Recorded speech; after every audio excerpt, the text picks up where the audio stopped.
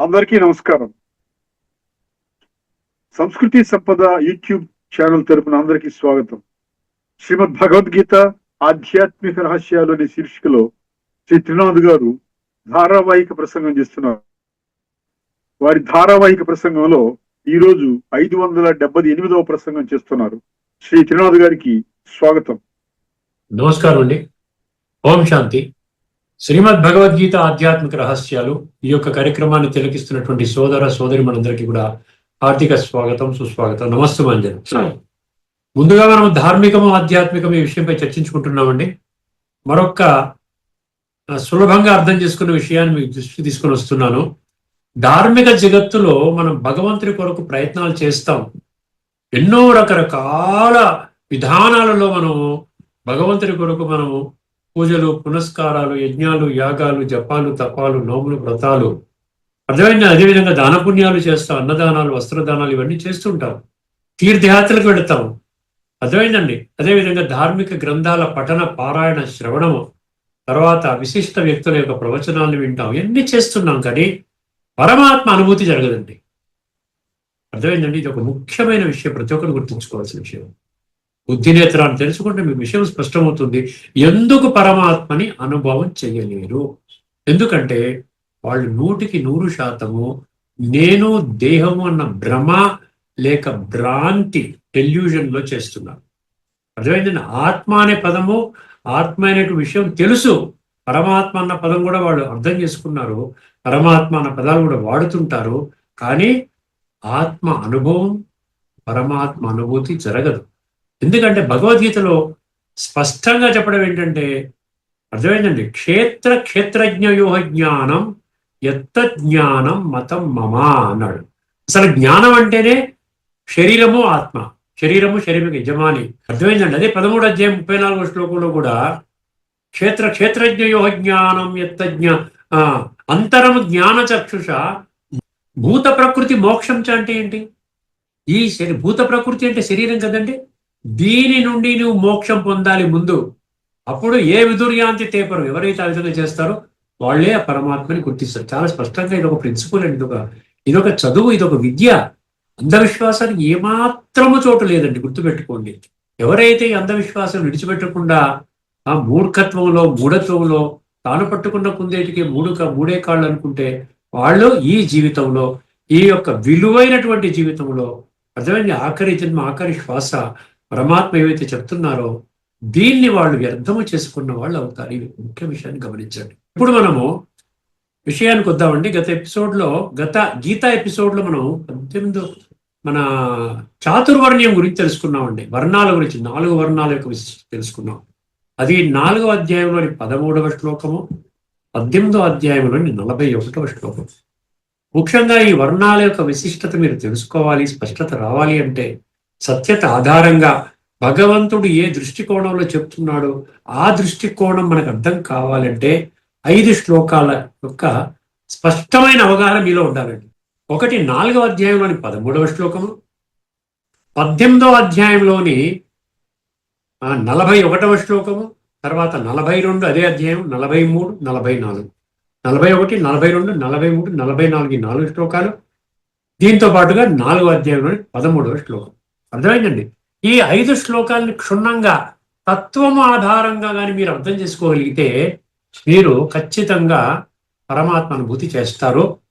ఆ ఆధ్యాత్మిక జ్ఞానం యొక్క హయ్యెస్ట్ ప్రాప్తులు ఏవైతే ఉన్నాయో పరమాత్మకి స్వర్గ వారసత్వాన్ని మీరు చేజిక్కించుకుంటారు. అర్థమైందండి.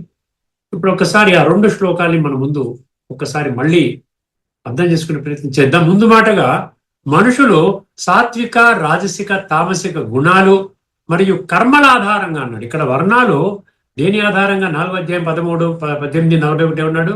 గుణాలు, కర్మల ఆధారంగా నీ వర్ణాలు ఏర్పడతాయని చెప్పాడండి. ఇది ఎంత అద్భుతమైనటువంటి విషయం అండి చెప్పడం భగవంతుడు చెప్తున్నాడు. మనుషులు సాత్విక, రాజసిక, తామసిక గుణాలు అంటే ఏంటి? 3 త్రిగుణాలు అంటాం. మరియు కర్మలు, దీని కారణంగా ఆత్మలలో నిక్షిప్తము కాబడిన ఏమిటండి? ఏమి? స్వభావ సంస్కారాలు.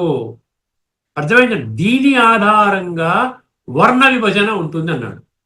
అర్థమైందండి. మన స్వభావ సంస్కారాలు సాత్వికంగా ఉంటే నీవు బ్రాహ్మణుడివి, అర్థమైందని తర్వాత ఈ విధంగా నువ్వు క్షత్రియ, తర్వాత తర్వాత ఏమంటాడు, ఈ విధంగా వైశ్య, శూద్ర, ఈ విధంగా అంటున్నాడు. అర్థమైంది. కానీ ఏమన్నాడంటే పుట్టుక ఆధారంగా కాదు, జన్మ ఆధారంగా కాదు, శరీరం యొక్క గుర్తింపు ఆధారంగా స్పష్టము చేయడం జరిగింది. అర్థమైంది. ముందుగా శ్లోకాలు వినండి. 4:13 చాతుర్వర్ణ్యం మయా సృష్టం గుణ కర్మ విభాగశః. అర్థమైంది. తస్య కర్తారమపి మాం విద్ధి అకర్తారమవ్యయం. చాలా జాగ్రత్తగా వినండి. చాతుర్వర్ణ్యం మయా సృష్టం, భగవంతుడైన నేనే ఏంటండి సత్వ రజో తమో గుణాలు మరియు కర్మల ఆధారంగా, ఈ 3 త్రిగుణాలు మరియు కర్మల ఆధారంగా ఈ 4 వర్ణాలని, అంటే బ్రాహ్మణ, క్షత్రియ, వైశ్య, శూద్ర, ఈ 4 వర్ణాల వ్యవస్థను నేనే స్థాపించాను, నేనే సృష్టించాను. దీనిలో ఇంక తిరుగులేని తిరస్కరించలేని విషయం అండి, గుర్తుపెట్టుకోండి. చాతుర్వర్ణ్యం మయా సృష్టం గుణ కర్మ విభాగశః. ఇక్కడ రెండవ పాయింట్ ఏం చెప్తున్నాడు ఇక్కడ, నేనే ఆ వ్యవస్థకి క్రియేటర్ అయినప్పటికీ, డైరెక్టర్ అయినప్పటికీ కూడా నాకు ఈ వ్యవస్థలలో ఎటువంటి భాగస్వామ్యం లేదు. నేను బ్రాహ్మణుడిగా అవను, క్షత్రుడిగా అవను, వైశ్యుడిగా అవను, శూద్రుడిగా అవను, నేను ఎటువంటి కర్మ బంధనంలోకి రాను, నేను నిర్లిప్తుడిని అంటాడు. అందుకనే ఈ వ్యవస్థకు నేనే కారణమైనప్పటికీ కూడా నేను అకర్తను, నిర్లిప్తుడిని, అంటే ఎటువంటి మార్పుకు లోను కానివాడిని. మార్పు అంటే బ్రాహ్మణుడు మళ్ళీ క్షత్రియుడు అవుతాడు, క్షత్రుడు వైశ్యుడు అవుతాడు, వైశ్యుడు శూద్రుడు అవుతాడు, మళ్ళీ బ్రాహ్మణుడు అవుతాడు. ఈ కాలచక్రం తిరుగుతూ ఉంటుంది. నేను కాలచక్రం అవతల ఉంటాను కాబట్టి నాకు ఎటువంటి మార్పు లేదు. ఈ విధముగా తెలుసుకో అంటే నేను సదా త్రిగుణాతీత మరియు కర్మాతీత స్థితిలో ఉంటాను. అర్థమైందండి. ఇదే అర్థం. బ్రాహ్మణ క్షత్రియ విషాం శూద్రాణాం చ పరంతప కర్మాణి ప్రవిభక్తాని స్వభావ ప్రభవైర్గుణై. ఆఖరి పంక్తి అండర్లైన్ చేసుకోండి. స్వభావ ప్రభవైర్గుణై. నీ స్వభావ సంస్కారాలు, నీలో ఇప్పుడు వర్తమానంలో ఉన్నటువంటి గుణాలు ఆధారంగా, అర్థమైందండి, గుణాలు ఆధారంగా వర్ణాలు సృష్టించబడ్డాయి. బ్రాహ్మణ క్షత్రియ వైశ్య శూద్ర. ఓ పరంతప అంటే అర్జున, బ్రాహ్మణ క్షత్రియ వైశ్య శూద్రుల కర్మలు వారి గుణాల స్వభావం ఆధారంగా విభజింపబడ్డాయి. సత్వ రజ తమో గుణాల ఆధారంగా సృష్టించబడ్డాయి, విభజింపబడ్డాయి. ఇప్పుడు ఈ శ్లోకాల ద్వారా భగవంతుడు 3 నిగూఢ సత్యాలను స్పష్టం చేస్తున్నాడండి. 3 విషయాల్ని, సత్యాలను స్పష్టం చేస్తున్నారు. ఏమిటండి అవి? ఒక్కసారి. మొదటిది, మనుషుల వర్ణం పుట్టుకతో కాదు. ఇదివరకు ఎపిసోడ్లో కూడా, గీతా ఎపిసోడ్లో మనం స్పష్టంగా చర్చించుకున్నాం. కొన్ని లోతైన విషయాలు, ఇంకా డీపర్ విషయాలు తెలుసుకుంటే మీకు ఇంకా స్పష్టత అవుతుందని ఈ మరలా చెప్పడం అనమాట. మనుషుల వర్ణం పుట్టుకతో కాదు, గుణాలు కర్మలతో నిర్ధారించబడుతుంది. రెండవ పాయింట్, భగవంతుడు మానవ దేహాన్ని ఆధారము చేసుకుని సృష్టి పరివర్తన కర్తవ్యాన్ని నిర్వహిస్తున్నప్పటికీ, చాలా జాగ్రత్తగా వినండి, భగవంతుడు ఒక మానవ దేహాన్ని 9వ అధ్యాయం 11వ శ్లోకంలో అవజానంతి మా మూఢ మానుషిం తనుమాశ్రితం తీసుకున్నప్పటికీ, మానవ దేహాన్ని తీసుకున్నప్పటికీ, ఏమండి, సృష్టి పరివర్తన కర్తవ్యాన్ని నిర్వర్తిస్తున్నప్పటికీ మనుషుల వలె కర్మబంధనములోకి రాడు. ఆయన సదా నిర్లిప్తుడు. ఇది రెండో విషయం. అంటే మనిషి శరీరం వచ్చాడు కదా, ఆయన కూడా ఈ ఫిలాసఫీలోకి ఎందుకు రాకూడదు అన్న ఆలోచన భగవంతుడు అంటాడు, నేను రాను, కేవలం మీకు జ్ఞానం చెప్పడం కోసం ఒక శరీరాన్ని మాధ్యమంగా చేసుకొని మీకు తెలియజేస్తున్నాను. అర్థమైంది. మూడో విషయం, మనుషుల స్థితిగతులలో మార్పులు చేర్పులు ఉంటాయండి. కానీ భగవంతుడు అవ్యయుడు. భగవంతుడు అవ్యయుడు అంటే అవినాశి, ఎప్పటికి ఒకలాగే ఉంటాడు, సదా ఒకే స్థితిలో ఉంటాడు. నిత్య స్థిరుడు అని అర్థం చేసుకోండి. నిత్య స్థిరుడు. ఆచరణలో ఎలా ఉపయోగించాలి ఇప్పుడు మనం దీన్ని? ప్రతి ఒక్కరూ వారి వారి గుణాలను పరిశీలించుకోవాలి. గుర్తుపెట్టుకోండి, గుణాల ఆధారంగా మీకు ప్రాప్తులు అన్నప్పుడు మీరు ఏ గుణంలో ఉన్నాను, ఇప్పుడు తమోలో ఉన్నానా, సతోలో ఉన్నానా, రజోలో ఉన్నానా, దాని ప్రకారంగా మీరు అడ్జస్ట్మెంట్స్ చేసుకోవాలి. ఆచరణలో ఏం చేయాలి? ప్రతి ఒక్కరూ వారి వారి గుణాలను పరిశీలించుకోవాలి, సత్వగుణాన్ని పెంపొందించుకునే పురుషార్థం చెయ్యాలి. ఎందుకంటే అది హైయెస్ట్. సత్వగుణంలో వెళ్ళారు అంటే సత్యత్రేతాయుగంలో మీరు శ్రేష్టమైన జన్మను పొందుతారు. నేను వినాశి శరీరము కాదు, అవినాశి ఆత్మను. నేను ఆత్మను, అవినాశి ఆత్మను. ఈ శరీరం వినాశి శరీరము, నా యొక్క వంట్రోతు, ఇది నాది, దీని ద్వారా నా కర్తవ్యాలని నా కర్మలను నేను చేసుకుంటున్నాను అనే అవగాహనతో మనం జీవించాలి. ప్రతి ఒక్కరిని జన్మ ఆధారంగా కాకుండా గుణాల ఆధారంగా చూడాలి. గుణాల ఆధారంగా వాళ్ళు మంచి గుణాలు ఉన్నట్లయితే మీరు భలే శూద్ర జాతికి చెందిన వాళ్ళు, వర్తమాన సమాజంలో మీకు ఒక ముద్ర వేసింది, నువ్వు శూద్రుడి వెయ్యా, అయినా మనం ఏం చేయాలి, వాళ్ళలో దివ్య గుణాలు ఉన్నట్లయితే నీవు శూద్రుడివి కాదు నాయనా, భగవంతుడు ఏం చెప్తున్నాడు అంటే నీవు బ్రాహ్మణుడివి. అర్థమైందండి? బ్రాహ్మణ వర్ణానికి చెందిన వాడివి అని చెప్తున్నాను. ఇప్పుడు ఆధ్యాత్మిక దృష్టికోణంలో ఒక విషయం గుర్తుపెట్టుకోండి. ఆత్మ తన ప్రయాణం అంటే ఏంటి? సత్యయుగం నుండి కలియుగం వరకు ఈ ప్రయాణం చేస్తూ ఉంటుంది. సత్యత్రేత ద్వాపర కలి 4 దశలను దాటుతుంది. సత్యయుగంలో ఏమంటున్నారు? దేవతా జన్మ అంటున్నారు. దేవతలు అంటే అక్కడ దివ్య గుణాలతో ఉంటారు. అంటే బ్రాహ్మణ స్థితికి పరాకాష్ట. బ్రాహ్మణులుగా పురుషార్థంలో హయ్యెస్ట్ స్థితికి చేరుకుంటే వాళ్ళ సంస్కారాలు ఆటోమేటిక్గా సాత్వికం అవుతాయి. వాళ్ళు అక్కడ దేవీ దేవతలుగా జన్మ తీసుకోబోతున్నారు. అర్థమైందండి? త్రేతాయుగంలో క్షత్రియ అన్నారు, ద్వాపర యుగంలో వైశ్య, మరియు కలియుగంలో శూద్ర. శూద్రుడు అంటే ఏంటి? శూద్ర అంటే మన మీద ముద్ర వేసిన శూద్రం కాదండి, అజ్ఞానులు. నేను దేహం అన్న భ్రాంతిలో పూర్తిగా 100% కూరుకుపోయి ఉన్నారు. వాళ్ళని శూద్రులు అనాలి. అంటే అందరూ శూద్రులే, దేహాభిమానం ఉన్నటువంటి వాళ్ళు. భగవంతుడు ఏం చెప్తున్నాడు? నువ్వు శూద్రుడివి, నువ్వు బ్రాహ్మణుడి అవ్వడానికి పురుషార్థం చేయాలి. నువ్వే బ్రాహ్మణుడని ముందే చెప్పేశారనుకోండి, భగవంతుడు ఏదన్నా మమ్మల్ని ఏదో కొంచెం ఆనందపరచడానికి మనం ఎటువంటి పురుషార్థం చేయవు. నాయనా నువ్వు చాలా అధమ స్థితిలో ఉన్నావు, శూద్ర స్థితిలో ఉన్నావు, నీవు ఇప్పుడు పురుషార్థము ద్వారా, సంస్కార పరివర్తన ద్వారా బ్రాహ్మణ స్థితికి చేరాలి అంటున్నాడు. అర్థమైందండి? ప్రస్తుతం జరుగుతున్నది ఆ పరివర్తన ప్రక్రియ జరుగుతోంది. దీన్ని పురుషోత్తమ సంగమ యుగము అంటారు. ఈ యుగములో మనుషులు తమ స్వభావ సంస్కారాలను మార్చుకొని మళ్ళీ బ్రాహ్మణ స్థితికి చేరుకోవాలి. అర్థమైందండి? బ్రాహ్మణ అంటే జ్ఞాని, శూద్ర అంటే అజ్ఞాని. అర్థమైందండి? ఇది విషయం. ఈ సందర్భంగా మీ అందరి దృష్టికి 2 అద్భుతమైన ఉపనిషత్ మంత్రాల సందేశాన్ని తీసుకుని వస్తున్నామండి. 2 ఉపనిషత్ అద్భుతమైన మంత్రాలు అనమాట. ఈ 2 మంత్రాల మీద మీకు విశ్వాసం ఉంటే, అసలు శాస్త్రాల మీద విశ్వాసం ఉంటే, గీత మీద విశ్వాసం ఉంటే, ఉపనిషత్తుల మీద విశ్వాసం ఉంటే, ఇప్పుడు ఈ 2 ఉపనిషత్తుల్ని చాలా జాగ్రత్తగా గమనించండి. అద్భుతమైన ఉపనిషత్ మంత్రాల సందేశాన్ని తీసుకుని వస్తున్నాడు. బుద్ధినేత్రాన్ని తెరుచుకొని అర్థం చేసుకునే ప్రయత్నం చేయగలరు.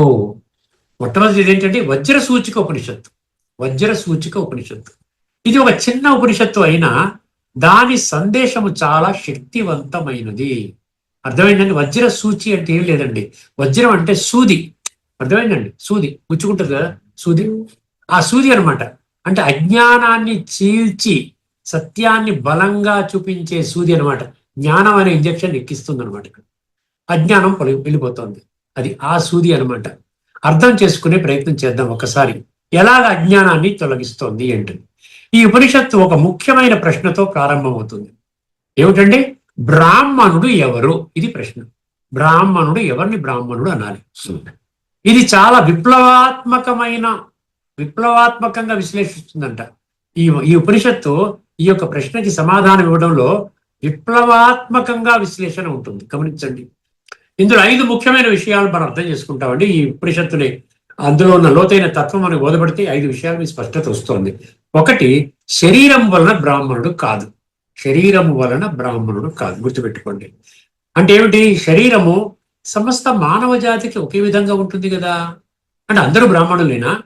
అందరికి శరీరం ఒకటే, 2 కళ్ళు, 2 చెవులు, 2 కాళ్ళు, భుజము, ఈ హార్ట్, లంగ్స్ ఇవన్నీ అలాగే ఉంది కదండి, ఒక నోరు. అలాంటి అందరూ బ్రాహ్మణులు ఎలా అవుతారు? కాదు కదా.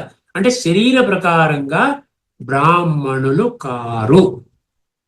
ఎందుకంటే శరీరం సమస్త మానవ జాతికి ఒకే విధంగా ఉంటుంది కాబట్టి శరీరం ఆధారంగా బ్రాహ్మణత్వము ఉండదు. అది స్పష్టంగా గుర్తించండి. 2వ విషయము, జన్మ వలన బ్రాహ్మణుడు కాడు. 1 శరీరం అన్నాడు, తర్వాత జన్మ వలన బ్రాహ్మణుడు. అంటే బ్రాహ్మణుడు పిల్లలు బ్రాహ్మణులు, వారి పిల్లలు బ్రాహ్మణులు, వారి పిల్లలు బ్రాహ్మణులు. ఇది కూడా సత్య దూరం అంటున్నాడు భగవద్గీతలో భగవంతుడు. జన్మ వలన బ్రాహ్మణుడు కాదు. బ్రాహ్మణ కుటుంబంలో పుట్టడం వలన బ్రాహ్మణత్వం రాదు. ఇది గీతలో 1841లో చెప్పిన స్వభావ ప్రభవైర్గుణై అన్నాడు. అక్కడ స్వభావం అన్నాడు, మళ్ళీ ప్రభవం అన్నాడు, మళ్ళీ గుణాలు అన్నాడు. స్వభావ సంస్కారాలు, స్వభావ ప్రభవైర్గుణై అన్నాడు.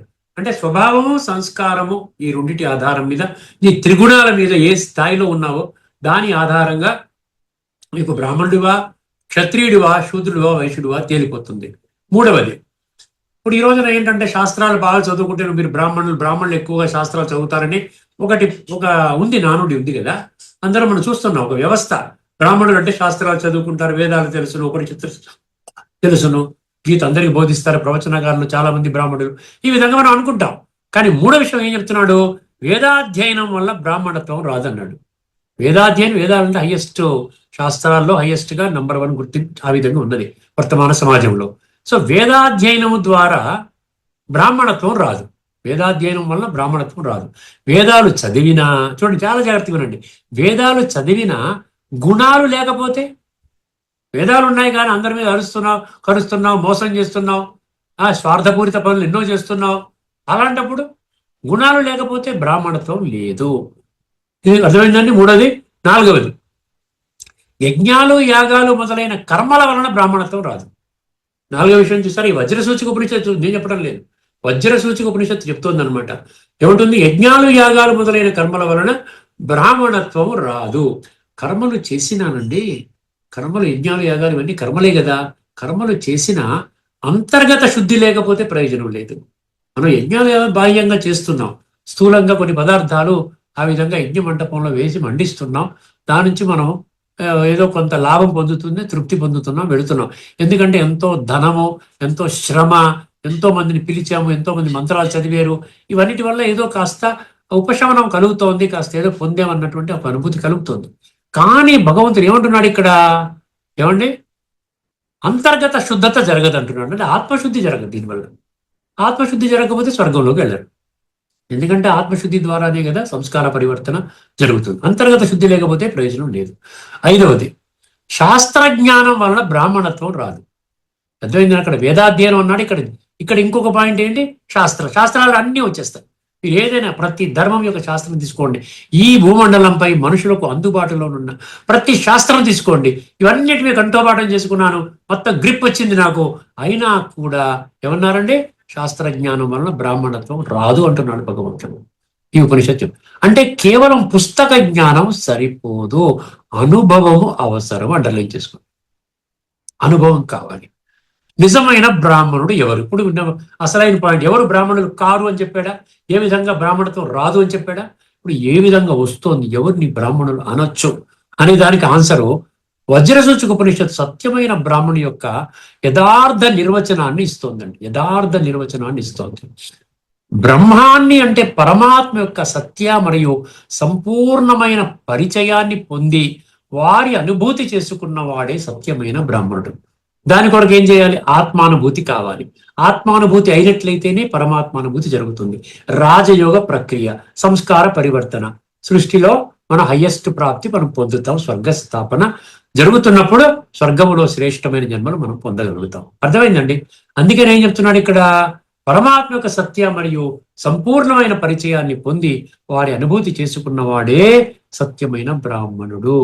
ఇంకా లోతుగా వెళ్ళగలిగితే ద్వంద్వాలకు అతీతుడు, అంటే త్రిగుణాతీతుడు, ద్వంద్వాతీతుడు, పూర్తిగా ఆత్మిక స్థితిలో స్థిరమైన వాడు. అందుకని ఆ గీతలో అభ్యాస యోగయుక్తేన అంటాడు. 8వ అధ్యాయం 8వ శ్లోకంలో అభ్యాసం చేయాలి నిత్యం. ఎందుకంటే దేహం అనేది అలవాటైపోయింది. ఎన్నో జన్మలు, 63 జన్మల సంస్కారాలతో మనం దేహం అనుకున్నాం. దానికోసం అభ్యాసం చేయక్కర్లే, మెట్లు దిగడానికి ఏమి చేయక్కర్లే, ఎక్కడానికి అభ్యాసం చేయాలి. కొంచెం శ్రమ పడాలి, ఆయాసం వస్తుంది, కొంచెం కృషి చెయ్యాలి. అర్థమైందండి? ద్వంద్వాలకు అతీతుడు, త్రిగుణాలకు అతీతుడు, అహంకార రహితుడు, మరియు శాంతి, మరి ఇంద్రియ నిగ్రహాన్ని పొందినవాడు. దాన్ని దమహ అంటాడు 1841లో. అర్థమైంది? శమహ దమహ అంటాడు. దమ క్షమించే గుణం ఉండాలి. శాంతి అనే పదం కూడా వస్తుంది 1841లో. అంటే మనం సహించే గుణము, క్షమించే గుణం మనలో నిండుగా ఉండాలి. బ్రాహ్మణత్వం అంటే ఆత్మ సాక్షాత్కారం పొందినవాడు. 1841 యొక్క లక్షణాలు చెప్తున్నాడు. ఇవే సత్యమైన బ్రాహ్మణుడి యొక్క లక్షణాలు. ఇదంతా కూడా ఎక్కడొచ్చింది మనకి? 1841లో ఉన్న విషయాలన్నింటినీ కూడా వజ్రసూచిక ఉపనిషత్తులో ఇది స్పష్టంగా మీరు గూగుల్లో కొట్టండి, వజ్రసూచిక ఉపనిషత్తు ఏమిటి, దాని డీటెయిల్స్ ఇవ్వండి, ఏం చెప్పింది, ఏ సందేశం ఇచ్చింది అంటే మీకు ఆటోమేటిక్గా ఇప్పుడు అన్ని కూడా ఆర్టిఫిషియల్ ఇంటెలిజెన్స్ టూల్స్ మీ అందుబాటులో ఉన్నాయండి. ప్రతిదాన్ని క్రాస్ చెక్ చేసుకోవాలి. అలా విడిచిపెట్టేయకూడదు. ఏదో చెప్తున్నాడండి, ఎవరు ప్రపంచంలో ఎవరు చెప్పని దాన్ని, ప్రపంచంలో ఎవరు చెప్పని దాన్ని భగవంతుడు చెప్తున్నాడు. అందరూ చెప్పిందే అయినట్లయితే భగవంతుడు మళ్ళీ చెప్పాల్సిన అవసరం కూడా లేదు, వారికి ఈ సృష్టి మీద అవతరించవలసిన అవసరం కూడా లేదు. ఇప్పుడు రెండవది చాందోగ్య ఉపనిషత్తు అండి. అద్భుతమైనటువంటి ఉపనిషత్తు అండి ఇది. చాందోగ్య ఉపనిషత్తు రాసుకుని వాళ్ళు రాసుకోండి. చాందోగ్య 5.10.7 5:10:7 5:10:7 ఇది రాసుకోండి మీరు దయచేసి. ఒక్కసారి మంత్రం చదవండి చాలా స్పష్టంగా. ఇందులో ఒకసారి మంత్రం చెప్పిన తర్వాత దీని లోతైన తత్వం మీ దృష్టికి తీసుకొని వస్తాను. తద్య ఇహ రమణీయ చరణ, తద్య ఇహ రమణీయ చరణ అభ్యాసో హయత్తే రమణీయాం యోనిమాపద్యేరన్, యోనిమాపద్యేరన్ అన్నాడు. బ్రాహ్మణ యోనిం వా క్షత్రియ యోనిం వా వైశ్య యోనిం వా. అర్థమైందండి? ఇది రెండు పంక్తులు అయిపోయాయి. అధయ అధ య ఇహ కపూయ చరణ, అక్కడేమన్నాడు? రమణీయ చరణ అన్నాడు, కపూయ చరణ అన్నాడు. రెండింటి తేడా తెలుసుకుందాం మనం, ఈ రెండింటి మీనింగ్ ఏంటో. ఈ కపూయ చరణ అభ్యాసో హ ఎత్తే కపూయం యోని మాపద్యేరన్ శ్వయోనిం వా సూకర యోనిం వా చండాల యోనిం వా. ఇది అద్భుతమైన మంత్రం అండి. అర్థమైందండి? ఇప్పుడు మనం తెలుసుకోవాల్సిందంటే ఏంటి ఇక్కడ? ఈ మంత్రం మనకి ఏం చెప్తుందంటే కర్మ సిద్ధాంతాన్ని చెప్తుందండి. నిజంగా ఇవన్నీ కూడా కరెక్ట్గా అర్థం చేసుకుంటేనే మన కర్మలలో ఒక డివినిటీ వస్తుంది, ఒక శ్రేష్టత్వం వస్తుంది. ప్రతి ఒక్కరిని కూడా వాళ్ళ గుణాలు, వాళ్ళలో ఉన్న గుణాలను చూస్తాం. అర్థమైందండి? ప్రతి ఒక్కరిని మనం గౌరవిస్తాం, ఒక ఆత్మగా పరమాత్మ సంతానంగా మనం గుర్తిస్తాం, గౌరవిస్తామండి. చాలా ముఖ్యమైన విషయం. ఈ మంత్రం మనకి ఏం చెప్తుంది? కర్మల గుహ్యగతి, కర్మ సిద్ధాంతం అంటే లా ఆఫ్ కర్మ అన్నాడు. లా ఆఫ్ కర్మ మరియు పునర్జన్మ రహస్యాలు. అంటే పునర్జన్మ అంటే ఏంటి? ఎవడు బ్రాహ్మణ, ఎవడు క్షత్రియ, ఎవడు వైశ్య, ఎవడు శూద్ర. అర్థమైందండి? పునర్జన్మ రహస్యాలను వివరించే అత్యంత ముఖ్యమైన మంత్రాలలో ఇది ఒకటండి. ఏది? చాందోగ్య 5:10:7 5:10:7 చాలా గుర్తుపెట్టుకోండి. ఈ మంత్రము మనుషులు వర్తమాన జన్మలో చేసే కర్మల ఆధారంగా, గుర్తుపెట్టుకోండి ఈ మంత్రం యొక్క ఎసెన్స్ ఏంటి? మనుషులు వర్తమాన జన్మలో చేసే కర్మల ఆధారంగా వారి భవిష్యత్తు జన్మలు నిర్ధారింపబడతాయి. అంటే ఉపనిషత్తులు నమ్మే, గీత నమ్మవండి, ఉపనిషత్తులు నమ్ముతాం అనుకునే వాళ్ళకి ఇది ఆన్సర్. అర్థమైందండి? ఏం చెప్తున్నానంటే మీ వర్తమాన కర్మల ఆధారంగా భవిష్యత్తు జన్మలు నిర్ధారింపబడతాయంట. అర్థమైందండి? అని ఈ యొక్క మంత్రం నిర్ద్వంద్వముగా ప్రకటిస్తుంది. నిర్ద్వంద్వముగా, తిరుగులేని, తిరస్కరించలేని విధంగా ప్రకటిస్తుంది. దీనిని లౌకిక అర్థంతో పాటు ఆధ్యాత్మిక దృష్టికోణంలో ఎలా అర్థం చేసుకోవాలో ఒకసారి మనం చూద్దామండి. లౌకిక అర్థము ఆధ్యాత్మిక రెండు చెప్పారనుకోండి, మీకు కొంచెం తేడా అర్థమైపోతుంది. ఇక్కడ ఇందులో ముఖ్యంగా ముందు మనం చర్చలకు ముందు రెండు పదాల యొక్క క్షుణ్ణంగా అర్థం చేసుకోవాలి. ఒకటి రమణీయ చరణ అన్నాడు, రెండవది ఏమన్నాడు? కపూయ చరణ అన్నాడు. అర్థమైందండి? రమణీయ చరణ, కపూయ చరణ. రమణీయ చరణ దగ్గర ఏమన్నాడు? బ్రాహ్మణ యోనిం వా క్షత్రియ యోనిం వా వైశ్య యోనిం అన్నాడు. ఈ 3 యోనులు చెప్తున్నాడు. 4 వర్ణాల్లో ఈ 3 ఎప్పుడు వస్తాయంట? రమణీయ చరణ అది కానీ చేసినట్లయితే మీరు బ్రాహ్మణ క్షత్రియ వైశ్య ఈ యోనులు చెప్తున్నాడు. తర్వాత కపూయ చరణ అంటే, కపూయ చరణలో మరి చాలా చాలా అద్భుతంగా చెప్పాడండి. 3 యోనులు చెప్తున్నాడు. ఒకటి శ్వాయోనిం అన్నాడు, అదేంటో తెలుసుకుందాం. తర్వాత సూకర యోనిం అన్నాడు, స్వాయోనిం, సూకర యోనిం, మళ్ళీ ఏమన్నాడు? చండాల యోనిం అన్నాడు. ఈ 3 యోనులు తెలుసుకోవాలి. అర్థమైందండి? కపూయ చరణ అర్థం చేసుకుంటే ఈ 3 యోనిలో, మన రమణీయ చరణ అర్థం చేసుకుంటే మీరు బ్రాహ్మణ క్షత్రియ వైశ్య ఈ 3 అదే బ్రాహ్మణ క్షత్రియ వైశ్య కొంచెం హైయర్ లెవెల్లో పెట్టాడు. ఈ 3 శ్వాయోనిమో, సూకర యోనిమో, చండాల యోనిం ఈ 3 కూడా లోయర్గా పెట్టాడు. అవి ఏంటో తెలుసుకుందాం. ఇప్పుడు మనం తత్వంలోకి వెళదాం. ఇప్పుడు రమణీయ చరణ అంటే ఏంటో తెలుసునండి. రమణీయ చరణ అంటే శ్రేష్ఠ కర్మలు చేసేవాడు, గుడ్ కాండక్ట్ అన్నాడు ఇంగ్లీష్లో. గుడ్ కాండక్ట్ అంటే మంచి కర్మలు చేసేవాడు, అంటే సత్యాన్వేషణ. ఈ నచికేతుడి పాత్రలో వెళ్ళిపోయి మంచిగా ఉండేవాడు, హాయిగా నిశ్చింతా జీవితం, అడిగే శత్రువులు లేరు, ఎవరు లేరు, హాయిగా బ్రహ్మాండంగా జీవిస్తున్నాడు. అర్థమైందండి? ఈ లోకంలో ఎవరైతే మంచి కర్మలు, పుణ్యకార్యాలు చేస్తారో అదనమాట రమణీయ చరణ అంటే. మంచి పనులు చేసేవాడు, పుణ్యకర్మలు చేసేవాడు, ఎవరికి ఇబ్బంది పెట్టేవాడు, ఎవరికి దుఃఖాన్ని కలిగించకుండా ఉండే చేసే కర్మలు అదే మోసం చేసి అవతల వాడిని దుఃఖపెట్టి మన మీద డబ్బు సంపాదించుకున్నాం అంటే ఇది రమణీయ చరణంలోకి రాదండి, గుర్తుపెట్టుకోండి. రమణీయాం యోనిషు అంటే వారు ఉన్నతమైన జన్మలను పొందుతారు. రమణీయాం యోనిషు అంటాడు అక్కడ. ఆ మంత్రం మీరు పెట్టుకుంటే దగ్గర మీకు అందులో రమణీయాం యోనిం అన్నాడు. వారు ఉన్నతమైన జన్మలను పొందుతారు. అంటే ఉన్నతమైన జన్మనికి 3 పెట్టాడు: బ్రాహ్మణ, క్షత్రియ, వైశ్య. అర్థమైందండి? బ్రాహ్మణ, క్షత్రియ లేదా వైశ్య కుటుంబాలలో వాళ్ళు జన్మ తీసుకుంటారు. ఇవి ఉన్నతమైనవి. ఇవి 4 వర్ణాల్లో ఈ 3 ఉన్నతమైనవి. తర్వాత కపూయ చరణ, అక్కడ గుడ్ కాండక్ట్ అన్నాడు చూసారు. మంచి కర్మలు, శ్రేష్ఠ కర్మలు, ఉత్తమ కర్మలు అన్నాడు కదా. ఇక్కడ అధమ కర్మలు అన్నమాట, బ్యాడ్ కాండక్ట్ అన్నాడు. కపూయ చరణ అంటే బ్యాడ్ కాండక్ట్. ఎవరైతే ఇక్కడ చెడు పనులు అంటే చెడు కర్మలు, పాప కార్యాలు చేస్తారో అదనమాట కపూయ యోనిలో వెళ్ళిపోతారు. కపూయ యోనం అంటే ఏం చెప్పాడు? అధమ. అక్కడ ఉత్తమ అన్నాడు, ఇక్కడ అధమమైన జన్మలను పొందుతారు. అర్థమైందండి? ఇక్కడ ఏం చెప్పాడు? శ్వాయోనిం అంటే కుక్క. శ్వ అంటే కుక్క. శ్వ అంటే కుక్క. అక్కడ మీకు శ్వ అంటే విద్యా వినయ సంపన్నే, అక్కడ 5వ అధ్యాయం 18వ శ్లోకం నాకు గుర్తొస్తోంది. విద్యా వినయ సంపన్నే బ్రాహ్మణే గవిహస్తిని శునిచైవ శ్వాపాకేచ. కుక్క మాంసం తినే చెండాడు అంటారు చూసారా అక్కడ. ఇక్కడ శ్వ అంటే కుక్క, అంటే కుక్క జన్మ అనమాట. అర్థమైందండి? తర్వాత సూకర అంటే పంది. అయిపోతుందండి, ఒక 5 నిమిషాలు అయిపోతుంది. కొద్దిగా ఈ ఎపిసోడ్ని నేను కంప్లీట్ చేసేస్తాను. కొన్ని ముఖ్యమైన విషయాలు చెప్పాల్సినవి ఉన్నాయి, అర్థం చేసుకోండి. ఇక్కడ కుక్క అంటే శ్వ, పంది అంటే సూకర అంటే పంది. తర్వాత చండాలుడు. చండాలుడు అంటే మనం చూసాం కదా సమాజంలో. చండాలుడు అంటే ఏంటి? చండాలుడు అంటే ఎవరిని అంటారు? చండాలుడు ఈ శవాలను తీసుకునేవాళ్ళు, ఆ యొక్క డ్రైనేజ్ క్లీన్ చేసేవాళ్ళు, వర్కర్స్ ఉంటారు కదా. ఇటువంటి వాళ్ళు మనం ఏదో చండాలుడు అంటాం మనం మామూలుగా. కానీ అది కరెక్ట్ కాదండి. సమాజంలో అత్యంత దిగువన ఉన్న అపవిత్రమైన పనులు చేసే వర్గానికి సూచనగా మనం భావిస్తాం. కానీ ఆధ్యాత్మిక దృష్టికి అంటే ఏమిటి? ముఖ్యంగా శ్మశానంలో శవాలను దహనం చేసేవారిని, మలినాన్ని శుభ్రం చేసేవారిని చండాలుడని ఏదో సమాజం అంటుంటుంది. కానీ చండాలుడని ఆధ్యాత్మిక దృష్టికోణం అర్థం చేసుకోవాలండి. ఆధ్యాత్మిక దృష్టికోణం అంటే భగవంతుడు ఏ ఆత్మను కులం ఆధారముగా తక్కువగా గుర్తుపెట్టుకోండి. నిజంగా ఆ విధంగా చూశారంటే వారు భగవంతుడే కాదు. భగవంతుడు కులం ఆధారముగా తక్కువగా చూడడు. ఏం చూస్తాడు? ఇక్కడ యోని లేదా జన్మ అంటే శారీరక పుట్టుక కాదు, ఆత్మ యొక్క బుద్ధి మరియు సంస్కారాల స్థితి.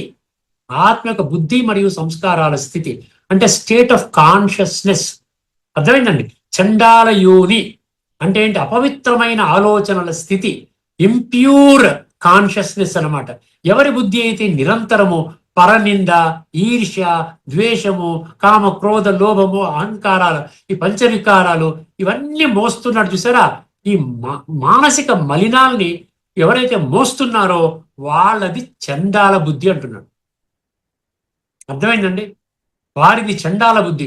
ఒక వ్యక్తి ఎంతటి సంపన్న కుటుంబంలో పుట్టినా, భలే సంపన్న కుటుంబంలో మీరు అనుకున్నట్టు బ్రాహ్మణ ఉన్నత చాలా ధనికుల కుటుంబంలో పుట్టినా, అతని ఆలోచనలు కుళ్ళిపోయి ఉంటే అతను ఆధ్యాత్మికంగా చండాల యోని, నీచమైన మానసిక స్థితి అన్నమాట. చండాల యోనిలో జీవిస్తున్నట్లే లెక్క. అర్థమైందండి? ఇక్కడ లాస్ట్ లో మీకు ఒక విషయం చెప్తాను, ఆశ్చర్యకరమైన విషయము. స్కాంద పురాణము మరియు ఆత్రేయ స్మృతి అన్నాడు. అర్థమైందండి? స్కాంద పురాణము ఆత్రేయ స్మృతిలో ఒక అద్భుతమైన విషయం వెల్లడి అయిందండి. జన్మనా జాయతే శూద్ర సంస్కారాత్ ద్విజ ఉచ్యతే వేదపాఠాత్ భవేత్ విప్రః బ్రహ్మజ్ఞానాత్ అంటే ఆత్మజ్ఞానాత్ బ్రాహ్మణ అన్నాడు. మళ్ళీ చెప్తాను. జన్మనా జాయతే శూద్ర సంస్కారాత్ ద్విజ ఉచ్యతే వేదపాఠాత్ భవేత్ విప్రః బ్రహ్మజ్ఞానాత్ ఆత్మజ్ఞానాత్ బ్రాహ్మణ. అంటే ఏం చెప్తున్నాడు ఇక్కడ? జన్మనా జాయతే శూద్ర అంటే ఏంటి? పుట్టుకతో ప్రతి ఒక్కరు శూద్రులేనంట. ఎవరు చెప్తున్నారండి? స్కాంద పురాణం ఆత్రేయ స్మృతిలో ఉన్నది ఈ మాటలు. అంటే పుట్టుకతో ప్రతి ఒక్కరు శూద్రులే అంటే ఆధ్యాత్మిక జ్ఞానము లేని వాళ్ళు అందరూ కూడా అజ్ఞానులే. శూద్రులు అంటే అజ్ఞానులే. పుట్టుకతో ప్రతి ఒక్కరు శూద్రులే. సంస్కారాత్ అక్కడ ఏం చెప్పాడు? జన్మనా జాయితే శూద్ర అంటే ఏంటి? పుట్టుకతో ప్రతి ఒక్కరు శూద్రులే. సంస్కారాత్ ద్విజ ఉచ్యతే మంచి సంస్కారాలు క్రమశిక్షణ నేర్చుకున్నప్పుడు రెండో జన్మ ద్విజుడు. అందుకని బ్రాహ్మణులు ద్విజుడు అంటారు. ఇప్పుడు కూడా ద్విజుడు అంటే 2 జన్మలు ఉన్నటువంటి రెండో జన్మ ద్విజుడు, ఆ రెండో జన్మ లభిస్తుంది. తర్వాత ఏమన్నాడు? వేద పాఠాత్ భవేత్ విప్రహ, శాస్త్రాలు దైవీ జ్ఞానము చదివినప్పుడు విప్రుడు అవుతాడు. విప్రుడు అర్థమైంది? శాస్త్ర జ్ఞానము దైవీ జ్ఞానం చదివినప్పుడు విప్రుడు అంటారు. అర్థమైందండి? అక్కడ ఆ విధంగా బ్రాహ్మణ అంటారు. విప్రుడు అంటే బ్రాహ్మణ. బ్రహ్మజ్ఞానాత్, బ్రహ్మజ్ఞానాత్ బ్రాహ్మణ. బ్రహ్మజ్ఞానాత్ అంటే బ్రహ్మ అనే పదం ఏంటి? ఆత్మ, పరమాత్మ యొక్క సంకేతం. ఎప్పుడైతే ఒక వ్యక్తిలో ఆత్మజ్ఞానము అంటే బ్రహ్మజ్ఞానము కలుగుతుందో, అంటే నేను శరీరము కాదు, నేను ఆత్మని అన్న సత్యాన్ని గ్రహిస్తాడో, అప్పుడే అతను నిజమైన బ్రాహ్మణుడు అవుతాడు.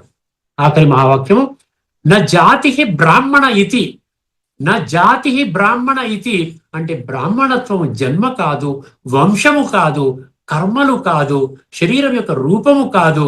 అది 4 విషయాలంట: జ్ఞానము, అనుభవము, ఆత్మశుద్ధి, పరమాత్మ అనుభూతి ద్వారా ప్రాప్తిస్తుంది. ఆత్మజ్ఞానాత్ ఏవ బ్రాహ్మణ, ఆత్మజ్ఞానాత్ ఏవ బ్రాహ్మణ.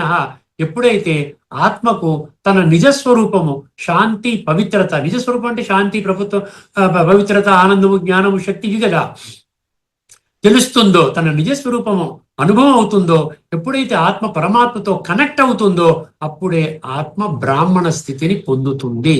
ముఖ్యమైన తాత్పర్యం ఆఖరి మహావాక్యము, బ్రాహ్మణత్వము జన్మ కాదు, వంశము కాదు, కర్మలు కాదు, శరీరం యొక్క రూపము కాదు. అది జ్ఞానము, అనుభవము, ఆత్మశుద్ధి, పరమాత్మ అనుభూతి ద్వారా మాత్రమే ప్రాప్తిస్తుంది. ఇక్కడతో ఈ యొక్క చర్చని మనం ముగించుకుందామండి. తదుపరి ఎపిసోడ్లో మరొక అంశాన్ని మనం తీసుకొని చర్చించుకుందాం. అంతవరకు నా చలవు. అందరికీ నమస్కారము. లోకా సమస్త సుఖినో భవంతు. ఓం శాంతి. శ్రీమద్ భగవద్గీత ఆధ్యాత్మిక రహస్యాలు శీర్షికలో ధారావాహిక ప్రసంగం చేసిన శ్రీ త్రినాథ్ గారికి ధన్యవాదాలు. నమస్కారం అండి.